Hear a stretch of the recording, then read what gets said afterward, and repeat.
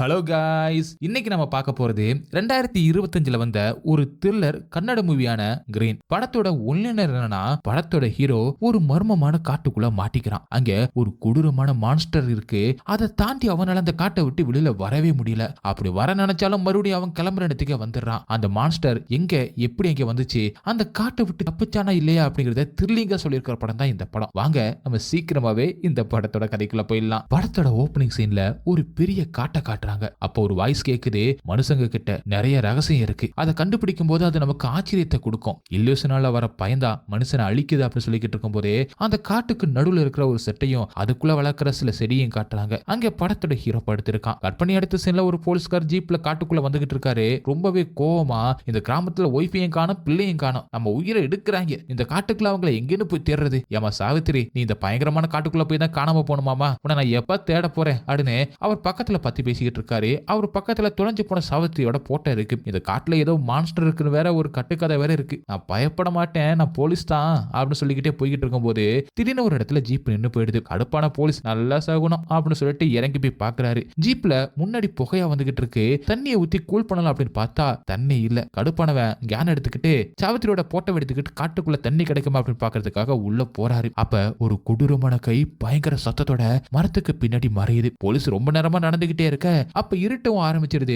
எந்த பக்கம் வந்தா எந்த பக்கம் போறதுன்னு தெரியாம பேசிக்கிட்டே போய்கிட்டு இருக்காரு. அந்த காட்டுக்கு நடுவுல ஒரு குடிசை ஒண்ணு இருக்கு. அதுல லைட்டும் எரிய அங்க வந்து ஒரு கல்லுல உட்காந்துக்கிட்டு, யார உள்ள இருக்கிறது, வெளியில வாங்க, இந்த காட்டுக்குள்ள வீட்டை கட்டி வச்சுக்கிட்டு என்னையா பண்ணிக்கிட்டு இருக்கீங்க அப்படின்னு கேட்க, நாங்க தலைமுறையா இங்க தானே இருக்கோம், நீங்க எங்க இருந்து போங்க அப்படின்னு உள்ள இருந்து ஒரு வாய்ஸ் மட்டும் கேக்குது. வெளியில வாடா, போலீஸே போக சொல்றியா அப்படின்னு கேட்க, போலீஸா அப்படின்னு சொல்லிக்கிட்டே புதையா அப்படிங்கிற ஒருத்தன் தடவிக்கிட்டே வரான். அவனுக்கு கண்ணு தெரியல போல. கண்ணு தெரியாம எப்படிதான் அந்த காட்டுக்குள்ள இருக்கான்னு தெரியல. அந்த ஆள் கேன வாங்கிட்டு போய் தண்ணியை பிடிக்க போலீஸும் உள்ள போய் செக் பண்றாரு. அங்க சாராயம் இருக்கு. உன்னை தவிர வேற யாராவது இங்க இருக்காங்களா அப்படின்னு கேக்குறாரு. புதையாவும் இல்லன்னு சொல்ல, சரி இந்த போட்டோல இருக்கிற லேடியை பாத்திருக்கே அப்படின்னு கேட்க, சார் எனக்கு கண்ணு தெரியாது சார் அப்படின்னு சொல்ல, அதை கேட்டு போலீஸும் ஷாக் ஆயிடுறாரு. என்னடா என்கிட்ட போய் சொல்றியா, கண்ணு தெரியாம எப்படி அந்த காட்டுல இருக்க, உங்களை போலீஸ் ஸ்டேஷன் கூட்டிட்டு போய் முட்டிக்கு முட்டி தட்டுறேன் பாரு அப்படின்னு சொல்லிட்டு, நானே போலீஸ் ஸ்டேஷன் போவானே தெரியல அப்படின்னு சொல்லி ஃபீல் பண்றாரு. எப்படிடா இந்த காட்டை விட்டு போறது அப்படின்னு போலீஸும் கேட்க, இந்த பக்கம் அப்படின்னு ஃபர்ஸ்ட் ரைட் பக்கமா கையை கட்டிட்டு டக்குன்னு லெப்ட் பக்கமா மாத்திடுறான். அதை கவனிக்காத போலீஸ் உடனே ரைட் பக்கமா கிளம்பி போயிடுறாரு.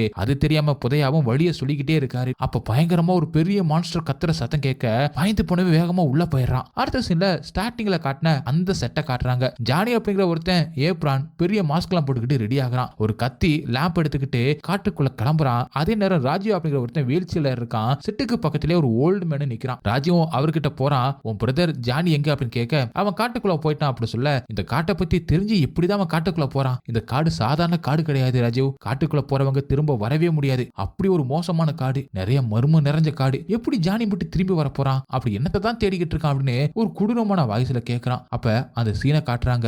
ஜானி காட்டுக்குள்ள போயிட்டு ஒரு இடத்துல ஒரு கயிறை கட்டிட்டு ஒரு வழியில நடந்து போய்கிட்டு இருக்கான். அதே மாதிரி நிறைய கயிறு அந்த இடத்துல கட்டி இருக்கு. ஜானி மெதுவா கத்தியோட பயந்துகிட்டே நடந்து போய்கிட்டு இருக்கான். எனக்கு இந்த காட்டுல இருக்கிற மான்ஸ்டரை பத்தி கதை சொல்லு அப்படின்னு ராஜீவ் கேட்கிறான். இந்த கதையை எத்தனை தடவை கேட்ப அப்படின்னு சொல்றாரு. ராஜீவும் பைத்தியம் மாதிரி எனக்கு அந்த கதை வேணும் அப்படின்னு கேட்க, அவரும் சொல்ல ஆரம்பிக்கிறாரு. என்னதான் அந்த காட்டுல நிறைய மர்மம் இருந்தாலும் காடு ஒரு அற்புதம், அதை நாம தான் பாதுகாக்கணும். ஆனா மனுஷங்க மோசமானவங்க. அதுல சில பேர் நாங்க பெரிய சயின்டிஸ்ட் அப்படின்னு நினைச்சு ஆராய்ச்சியில இறங்குனாங்க. ஒரே நேரத்துல நிறைய பேர் ஒரு பெரிய ஆராய்ச்சியை பண்ணாங்க. அதுல சில பேர் இதை கண்டுபிடிக்கிறாங்க. இந்த காட்டுக்கு நடுவுல ஒரு அதிசய பூ இருக்கு. அந்த பூவையும் இப்ப காட்டுறாங்க. ஜாடியில வச்ச மாதிரி அழகா நிறைய பூ பூத்திருக்கு. அந்த பூவை யாராலுமே பறிக்க முடியாது. அந்த பூவுல இருந்து வர்ற அந்த தேன் அமுதம் மாதிரி இருக்கும். இதை சாப்பிட்டா மரணமே இல்லை அப்படின்னு நினைச்சாங்க. அந்த தேனை குடிக்கிறதுக்கு முன்னாடி ஒரு சில கெமிக்கலை கலக்கணும். அதுல நிறைய சயின்டிஸ்ட் சரியான கெமிக்கலை கலக்காம அவசரப்பட்டு குடிக்க அடுத்த கொஞ்ச நேரத்திலே நிறைய பேர் இறந்து போயிடுறாங்க. அதுல சில பேர் உயிருக்கு போராடிக்கிட்டு இருந்தாங்க. அவங்க உயிரோட வரணும்னா அந்த பூவோட தேனை குடிச்சாகணும். ஆனா அது அவ்வளவு ஈஸியான காரியம் கிடையாது. அந்த சீனை அப்படியே காட்டிக்கிட்டு இருக்காங்க. சயின்டிஸ்ட் எல்லாருமே இறந்து கிடக்க அப்ப நிறைய மரத்தோட வேர் வந்து அந்த இடம் ஃபுல்லாவே கவர் பண்ணிடுது. அப்ப அதுல ஒரு சயின்டிஸ்ட் திடீர்னு உயிரோட வந்துடுறான். அவன் வேகமா அங்கிருந்து தப்பிச்சு காட்டுக்குள்ள ஓடி வரான். அந்த தேனை எப்படியாவது கண்டுபிடிச்சு குடிச்சாகணும் அப்படின்னு சொல்லிட்டு காடு ஃபுல்லாவே சுத்தி தெரியறான். ரொம்ப நேரம் தேடி பார்த்துக்கிட்டு இருக்கான். அவனுக்கு தேன் கிடைக்கவே இல்லை. இதனால அவனுக்கு உயிர் மேல பயம் வந்துகிட்டு இருக்கு.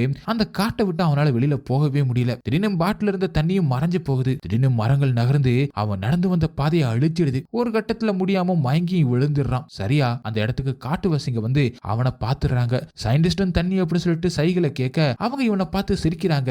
அவனை தூக்கிக்கிட்டும் போறாங்க. ரொம்ப நாள தேடிக்கிட்டு இருந்த அந்த பூ இப்ப சயின்டிஸ்டோட கண்ணுக்கு முன்னாடி இருக்கு. அந்த காட்டுவாசிகளை ஒருத்தன் அந்த பூவை எடுத்துட்டு எடுத்துட்டு வந்து அதோட தேனை அந்த சயின்டிஸ்ட் கிட்ட கொடுக்க நாம நினைச்சது நடந்துருச்சு அப்படின்னு நினைச்சு சயின்டிஸ்ட் அதை ஆசையா குடிக்கிறான். அப்புறம் நடந்ததுதான் இந்த காடு எப்படிப்பட்ட ஒரு மர்மம் நிறைஞ்சது அப்படின்னு தெரிய வந்துச்சு. அந்த தேனை குடிச்ச ஒரே செகண்ட்ல அவன் மயங்கி விழுந்துடுறான். ரொம்ப நேரம் கழிச்சு சயின்டிஸ்ட் கண்ணை திறக்கும் போது மிருகத்தோட சத்தம் வரை அவன் இருந்து வருது. அவன் உருவத்தை பார்த்து காட்டு வயசுங்க பயந்து அங்கிருந்து ஓடி போயிடுறாங்க. சாகா வரத்துக்காக ஆசைப்பட்டு சயின்டிஸ்ட் ஒரு கொடூரமான மிருகமா மாறிட்டான். அந்த மிருகம் காட்டுக்குள்ள ஓடி ஒளிஞ்சு மறைஞ்சு போகுது. இந்த கதை சொல்ற அதே நேரம் காட்டுக்குள்ள இருந்த ஜானி அங்க கடந்த ஒரு போலீஸ் யூனிஃபார்மா பாக்குறான். அடுத்த நாள்ல இருந்து காட்டுக்குள்ள இந்த மிருகத்தெல்லாம் அந்த மான்ஸ்டர் வேட்டையாட ஆரம்பிச்சிச்சு. காட்டுக்குள்ள வர மனுஷங்களே அது விடல. இன்னும் அந்த மான்ஸ்டர் அதோட வேட்டையை நிறுத்தல. அது கத்துச்சுன்னா இந்த காடே அதிரும் அப்படின்னு அந்த ஓல்டு மேன் சொல்ல, அப்ப அந்த மான்ஸ்டர் கத்துற சத்தம் கேட்டு ராஜீவ் பயந்து போயிடுறான். அப்ப ராஜீவுக்கு பின்னாடி இருந்து ஜானி அவனை கூப்பிட அப்புறம் தான் அவன் சுயநினைக்கே வர்றான். ஆனா இப்ப ஓல்டு மேனை காணோம். ஓல்டு மேன் எனக்கு மான்ஸ்டரோட கதையை சொன்னாரு அப்படின்னு சொல்றான். டேய் அங்கதான் யாரும் இல்லையே, நீ வா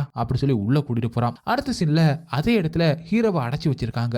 ஜானியும் ஹீரோ கிட்ட வந்து ஒரு மாத்திரையை கொடுத்து சாப்பிட சொல்றான். ஆனா ஹீரோ அதை வாங்க மாட்டான். ஜானியும் அவன் கையில கொடுத்துட்டு நீ எதை பத்தியும் பயப்பட தேவையில்லை, பாதுகாப்பான இடத்துல தான் இருக்க, நான் இருக்கேன், சாப்பிடு அப்படின்னு சொல்லிட்டு போயிடுறான். அவன் போன அடுத்த செகண்டே வாயில போட்டிருந்தா அந்த டேப்லெட்டை எடுத்து மறைச்சு வச்சிடறான் ஹீரோ. ஜானி லைட் எல்லாமே ஆஃப் பண்ணிட்டு மறுபடியும் காட்டுக்குள்ள போறான். அடுத்த கொஞ்ச நேரத்துல லேம்ப் எடுத்துக்கிட்டு ஹீரோ அங்கிருந்து தப்பிச்சு போக இப்ப ஹீரோவும் காட்டுக்குள்ள போறான். அந்த இடத்தை பத்தி ஷாக் ஆயிடுறான். மறுபடியும் காடு மாதிரி இருக்கு அப்படின்னு கயிறையும் காணும்னு அந்த வழி எங்க போச்சு அப்படின்னு சொல்லிட்டு அவன் புலம்பிக்கிட்டே போறான். அதே நேரம் அந்த மான்ஸ்டர் கத்துற சத்தம் கேட்டு பயந்து திரும்பி திரும்பி பாக்குறான். அப்போ ஒரு வழியை பார்த்துட்டு இது புதையோட வீட்டுக்கு போறது தானே அப்படின்னு சொல்லிட்டு அந்த வழியை கண்டுபிடிச்சு அங்க வரான். ஹீரோ புதையாவுக்கு பக்கத்துல வந்து நிக்க அதை உணர்ந்த புதையாவும் ஏன் எப்பவும் பயந்துகிட்டே இருக்க, பயப்படாத, அதுவே உன்னை அழிச்சிரும் அப்படின்னு சொல்லிட்டு அவனை உட்கார சொல்றான். புதைய பேசுறத பார்த்தா இவன் அடிக்கடி இங்க வரான். ரெண்டு பேருக்கும் நல்ல பழக்கம் இருக்கிற மாதிரி தான் தெரியுது. நீ டேப்லெட்டை சாப்பிட்டு இருக்க மாட்டியே, எனக்கு தெரியும், இப்ப அடிக்கடி காட்டுக்குள்ள இருந்து பயங்கரமான சத்தம்லாம் கேட்டுக்கிட்டு இருக்காடுன்னு புதையா சொல்லிக்கிட்டு இருக்கும் போதே ஹீரோ ஏதோ உணர்ந்த மாதிரி காட்டுக்குள்ள பாக்குறான். அந்த கொடூரமான மான்ஸ்டர் தூரமா நின்னுக்கிட்டு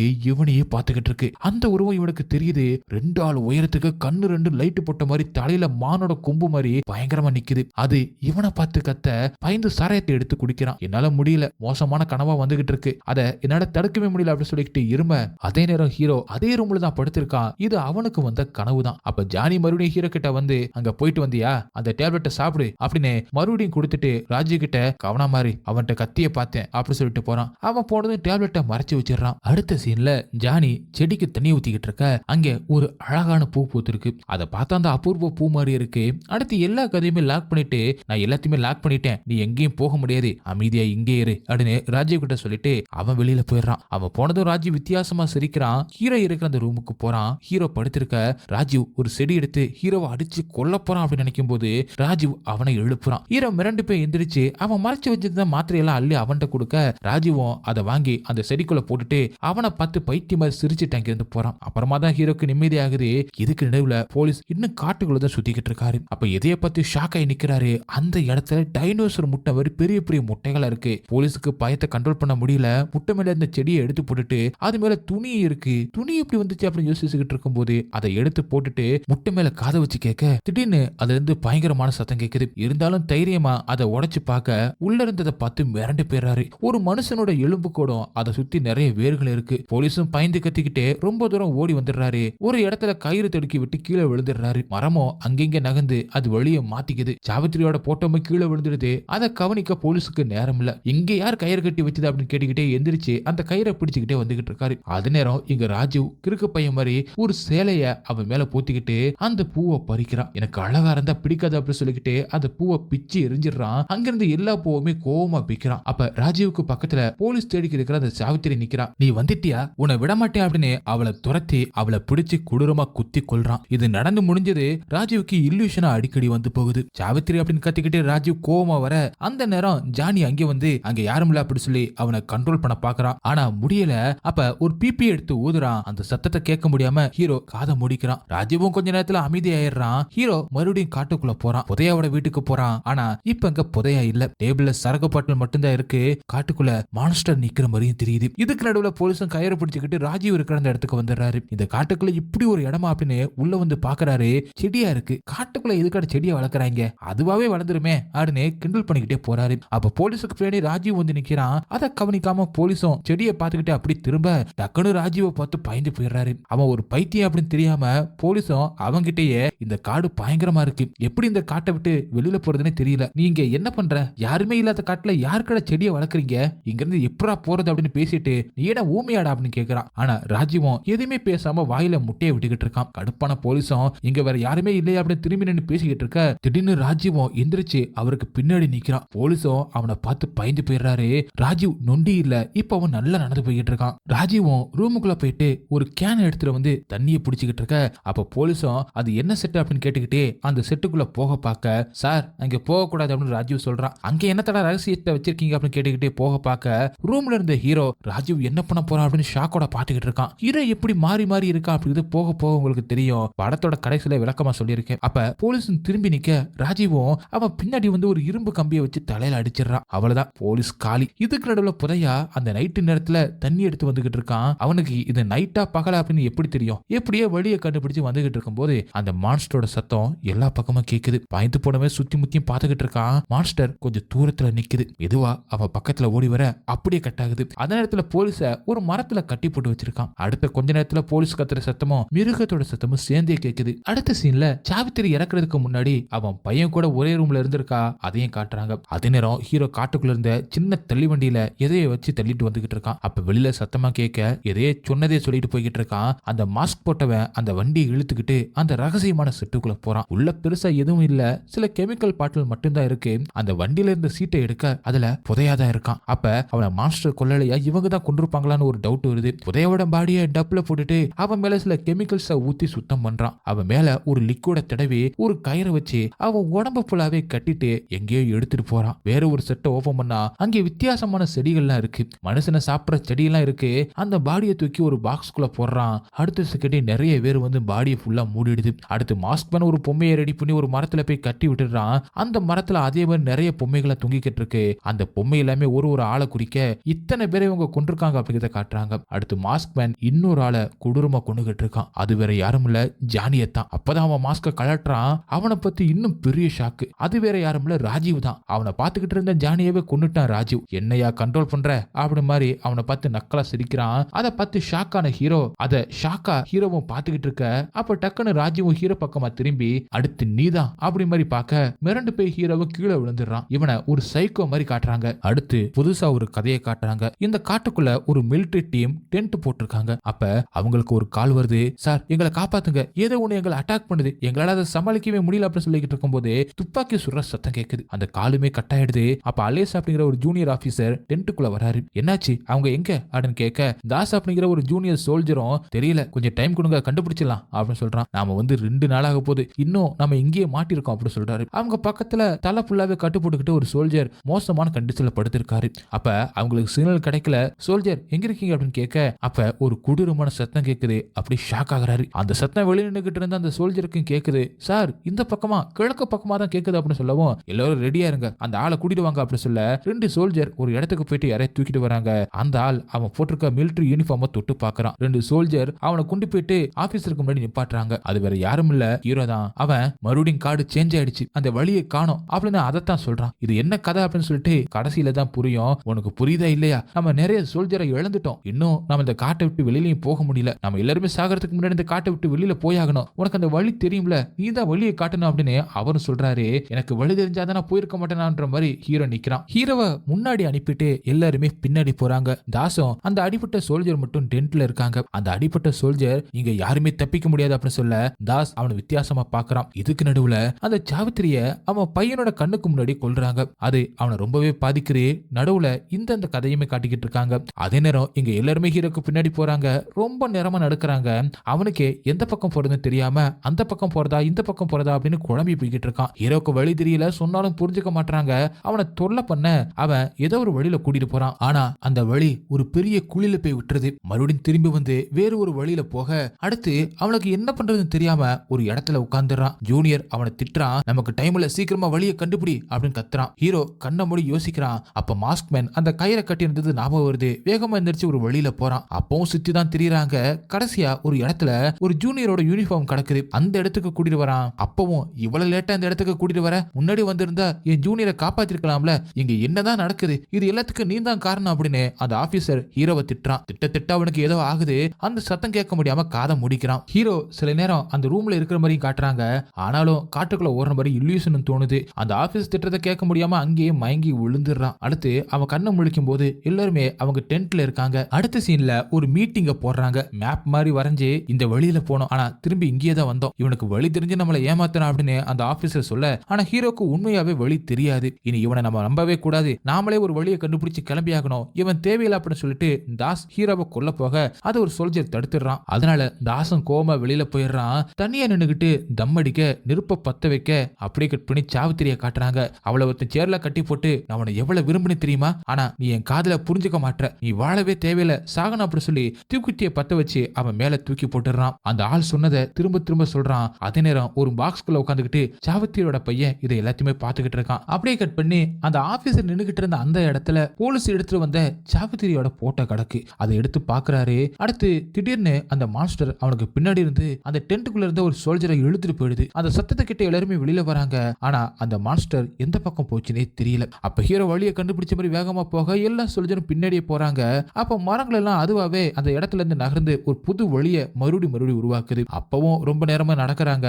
வந்த இடத்துக்கு திரும்ப வராங்க. அந்த ஆபீசருக்கு ரொம்பவே கோவம் வருது. ஆனா என்ன பண்றதுன்னு தெரியல. அவனுக்கு பின்னாடி தான் போறாங்க. அப்ப திடீர்னு ஒரு இடத்துல ஏதோ ஒரு சத்தம் கேட்க அப்படி நிக்கிறாங்க. அந்த ஆபீசரும் மத்த எல்லாரும் கவனமா இருக்க, நான் சொன்னதும் ஷூட் பண்ணுங்க அப்படின்னு அவர் சொல்றாரு. ஆனா அந்த மான்ஸ்டரோட சத்தம் மாறி மாறி கேட்டுக்கிட்டு இருக்கு.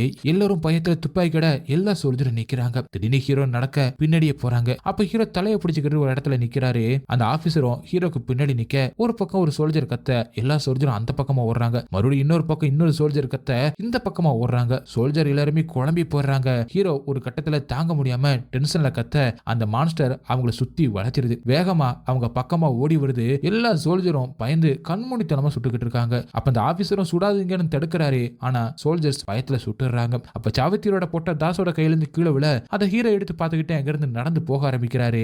அப்ப கலவரத்துல ஹீரோ போனதை யாருமே கவனிக்கல. அடுத்து கொஞ்ச நேரத்துல அந்த இடம் அமைதியாயிடுது. எல்லாரும் சுத்தி முத்தியும் பாத்துக்கிட்டு இருக்க அப்ப திடீர்னு ஒரு சோல்ஜர் எல்லாரும் மர்மமா பறந்து போய் காணாம போயிடுறாங்க. கடைசியில அந்த ஆபீசரும் தாஸ் மட்டும் தான் இருக்காங்க. அந்த ரெண்டு பேருமே அங்கிருந்து தப்பிச்சு அந்த பெரிய முட்டை இருக்கிற அந்த இடத்துக்கு வராங்க. அவ்வளவு பெரிய முட்டையை பார்த்து ஷாக் ஆயிடுறாங்க. அப்ப மறுபடியும் அந்த மான்ஸ்டரோட சத்தம் அவங்க பக்கத்துல கேட்க சுத்தி முத்தியும் பாக்குறாங்க. அப்ப மேல பார்க்க அந்த மான்ஸ்டர் மரத்துக்கு மேல இருக்கு. ரெண்டு பேரும் தப்பிக்கிறதுக்குள்ள ரெண்டு பேரும் மேலயுமே பாஞ்சிருது. அவ்வளவுதான், ரெண்டு பேரும் காலி. அது நேரம் ஹீரோ இன்னும் போட்டோவை பாத்துக்கிட்டே போய்கிட்டு இருக்கான். அடுத்து மறுபடியும் சாவித்திரியை அடிக்கிற அந்த சீனை காட்டுறாங்க. அந்த ஆளா அவங்க அம்மாவை கொடுமை பண்றதை பத்தி சும்மா இருக்க முடியாம சாவித்திரியோட பையன் கோவமா பக்கத்துல கிடந்த இரும்பு கம்பி எடுத்து அவன் தலையில அடிச்சு கொன்னுறான். அம்மா வா இங்கிருந்து போயிடலாம் அப்படின்னு கேக்குறான். நம்ம இங்கிருந்து போக முடியாது, காட்டுக்குள்ள மான்ஸ்டர் இருக்கு, அது நம்மள உயிரோட விடாது அப்படின்னு சொல்றாங்க. அப்ப யாரோ வெளியில இருந்து இவங்க ரூமோட பூட்டை உடைச்சு கதவை ஓபன் பண்றாங்க. சாவித்திரியோட பையனோ அம்மா வெளியில எதுவும் இல்ல, வாங்கம்மா போயிடலாம் அப்படின்னு கூப்பிட அப்பதான் காட்டுறாங்க இப்ப சேர்ல சாவித்திரியோட எலும்பு கூடு மட்டும்தான் இருக்கு. சாவித்திரியோட பையனுக்கு அவங்க அம்மா சாகிறதுக்கு முன்னாடி சொன்னது அவன் காதல கேட்டுக்கிட்டே இருக்கு. அவன் அதுல இருந்து வெளியில வரவே இல்லை. அப்போ ஒரு பெரிய மரம் அந்த செட்டு மேல விழுந்து அது சுக்கு சுக்கா உடைஞ்சு போகுது. அப்படியே கட் பண்ணா அந்த மான்ஸ்டர் வேகமா ஓடி வர மாதிரி காட்டுறாங்க. அந்த வழியில தான் சரியா ஹீரோவும் போட்டோட நிக்கிறான். அவ்வளவுதான், ஹீரோ சாக போறான் அப்படின்னு பார்த்தா சரியா அந்த ஆபீசர் வந்து அந்த மான்ஸ்டரை சுட்டு கொன்னுறாரு. அவருக்கு பயங்கரமா அடிபட்டு இருக்கு. அடுத்து அந்த ஆபீசரும் இறந்து போக ஆனா ஹீரோ எந்த ஒரு ரியாக்ஷனும் கொடுக்காம நிக்கிறாரு. அப்ப யாரோ ஹீரோக்கு முன்னாடி வர மாதிரி இருக்கு. சாவித்திரியோட பையனையும் அப்படி மாறி மாறி கட்டிக்கிட்டு இருக்காங்க. ஹீரோக்கு முன்னாடி ஒரு சோல்ஜர் முகமெல்லாம் கட்டு போட்டுக்கிட்டு வந்து நிக்கிறான். அவன் கட்ட கொஞ்சம் கொஞ்சமா அவிழ்க்க அவனை பார்த்து ஹீரோ ஷாக்ல உட்கார்ந்திருக்கான். அது வேற யாரும் இல்ல, ஜானி தான். ஜானி கையை நீட்டி பயப்படாத நான் இருக்கேன், என் கூட வா அப்படின்னு சொல்லவும் ஹீரோவுக்கு தைரியம் வந்த மாதிரி ஹீரோ பயத்துல இருந்து வெளியில வந்த மாதிரி பயங்கரமா சந்தோஷத்துல கத்துறான். சாவித்திரியோட பையன் வேற யாரும் இல்ல, இந்த ஹீரோ தான். அப்பவும் ஜானி தான் வந்து காப்பாத்திருப்பான், இப்பவும் ஜானி தான் காப்பாத்திருக்கான். அடுத்த சீன்ல ஹீரோ முட்டி போட்டுருக்க ஜானி பின்னாடி நின்னு நீயா உன்னை மாத்திக்கவே நினைச்சேன், ஆனா நீ இன்னும் மோசமா தான் போய்கிட்டு இருக்க அப்படின்னு சொல்றான். அடுத்து போலீஸும் ஹீரோட அம்மாவோட போட்டோவை கையில வச்சுக்கிட்டு இந்த போட்டோவை பார்த்திருந்தா நீ அப்பவே மாறி இருப்ப. அடுத்து ராஜீவும் ஜானோ நீ சரியா அந்த டேப்லெட்டை போட்டிருந்தா நீ மாறி இருப்ப. அடுத்து புதையாவும் நீ குடிச்சா எல்லாத்தையுமே மறந்துடுவ, அதான் குடிக்க சொன்னேன் அப்படின்னு சொல்றான். அடுத்து அந்த ஆபீசர் எல்லாமே உன்கிட்ட சொன்னது நீ சுயனுக்கு வந்து மாறதுக்காக தான் அப்படின்னு சொல்றான். அடுத்து வரப்போறதுதான் இந்த கதையே மாத்த போகுது. இவங்க எல்லாருமே ஹீரோவை சுத்தி நின்னுகிட்டு நீ பார்த்தது எல்லாமே உண்மை கிடையாது, இது எல்லாமே உன்னோட இல்லூஷன், நாங்களும் கூட இல்லூஷன் தான், இதுல இருந்து நீ வெளியில வரணும்னு நினைச்சோம், ஆனா உன்னோட இல்லூஷன் அதிகமாகிட்டே போய்கிட்டு இருக்கு, மான்ஸ்டர் அப்படின்னு எதுவுமே இங்க இல்ல, அது உன் அம்மா உன்னை வெளியில போகாம இருக்கிறதுக்காக சொன்ன கட்டுக்கதை, அதையே நீ உன்னோட இல்லூஷனா பண்ணி இல்லூஷன் ஆகிக்கிட்டே உன் மூளையில ஏற்பட்ட ஒரு ப்ராப்ளம் தான் இந்த இல்லூஷனுக்கே காரணம்னு ஜானி சொல்லிக்கிட்டு இருக்கான். இல்ல இது என் இல்லூஷனே கிடையாது, எல்லாமே உண்மை அப்படின்னு ஹீரோ சொல்றான். ஹீரோவை சுத்தி இருந்த உருவமே அவனுக்கு துப்பாக்கி கத்தியெல்லாம் கொடுத்து அவனை தற்கொலை பண்ணிக்கிறதுக்கு தூண்டுது. ஹீரோவும் தற்கொலை பண்ணிக்கிறான். அடுத்த சீன்ல ஹீரோ இறந்து போய் அவன் அம்மா கிட்ட வந்துடுறான். அவங்க மடியில படுத்துக்கிட்டே நான் நார்மலுக்கு வந்துட்டமா, இனிமே யாருமே நம்மள பிரிக்க முடியாது, தொல்லையும் கொடுக்க முடியாது அப்படின்னு சொல்லிட்டு அவங்க மடியில படுத்திருக்கான். அப்ப அந்த பிபி சத்தம் கேக்குது. ஹீரோவும் பயத்துல காதை மூடிக்கிறான். அப்படியே காட்டையும் காட்டுறாங்க. ஹீரோ இப்ப மென்டல் ஹாஸ்பிட்டல்ல இருக்கான். அப்ப அங்க ஜானி வந்து அந்த டேப்லெட்டை கொடுத்துட்டு உன்னை வேற செக்ஷனுக்கு மாத்த போறாங்க அப்படின்னு சொல்லிட்டு போறான். அவன் போனதும் டேப்லெட்டை தூக்கி போட்டுட்டு ஜானி வெளியில போகாத, அங்க மான்ஸ்டர் இருக்கு அப்படின்னு அவன் பேசுறத காட்டி அப்படியே படத்தையும் முடிக்கிறாங்க. இது ரொம்பவே ஒரு குழப்பமான ஒரு படம் தான். த்ரில்லா இருக்கணும் அப்படிங்கிறதுக்காக நம்மள குழப்பி வச்சிருப்பாங்க. கதையை விளக்கமா பார்ப்போம். ஒரு அம்மா அவங்க பையனுக்கு முன்னாடி கொடூரமா இறந்து போயிடுறாங்க. அந்த டிப்ரெஷனே அந்த பையனுக்கு ஒரு மிகப்பெரிய ப்ராப்ளத்தை மூளையில கொண்டு வந்திருக்கு. அதுல இருந்து மீள முடியாம பயத்திலையும் இல்லூஷனையும் கொண்டு வந்திருக்கான். நம்ம பார்த்தது எல்லாமே ஹீரோவோட இல்லூஷன் தான். மான்ஸ்டர் அப்படின்னு இந்த படத்துல எதுவுமே இல்ல. அவன் கூட வந்த கேரக்டர் எல்லாமே இவனோட கற்பனை தான். தற்கொலை பண்ணிக்கிட்டு அவன் அம்மா கூட போய் சேர்ந்தது எல்லாமே இவனோட இல்லூஷன் தான். கடைசி வரைக்கும் ஹீரோ அதுல இருந்து மீண்டு வரவே இல்லை அப்படிங்கிற மாதிரி காட்டி இந்த படத்தை முடிக்கிறாங்க. ஓகே காய்ஸ், இந்த படம் உங்களுக்கு எந்த அளவுக்கு பிடிச்சிருந்துச்சு அப்படிங்கிறத கமெண்ட்ல சொல்லுங்க. உங்களுக்கு இந்த வீடியோ பிடிச்சிருந்துச்சுன்னா உடனே ஒரு லைக் தட்டி விட்டுட்டு மறந்துடாம உங்க ஃப்ரெண்ட்ஸ்க்கு ஷேர் பண்ணுங்க. அப்படியே நம்ம சேனலை சப்ஸ்கிரைப் பண்ண மறந்துடாதீங்க. நெக்ஸ்ட் வீடியோல மீட் பண்ணலாம். Bye guys.